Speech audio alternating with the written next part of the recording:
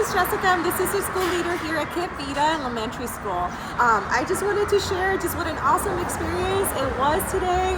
First of all, setting it up was a breeze. I really appreciate all the communication and communication as well. And then setting up a date, I really appreciate the flexibility coming in so early in the morning. Our kindergartners had so much fun. They've had some experience with puppets, but seeing it like actually happen and getting an opportunity to practice was really fun, and an opportunity to just see them just have fun, all like the joys and laughters, even as they were transitioning out, like bye to the puppets. It was a great experience, and I do think that this is something we could continue doing every year. It could be a new tradition at our school, so thank you.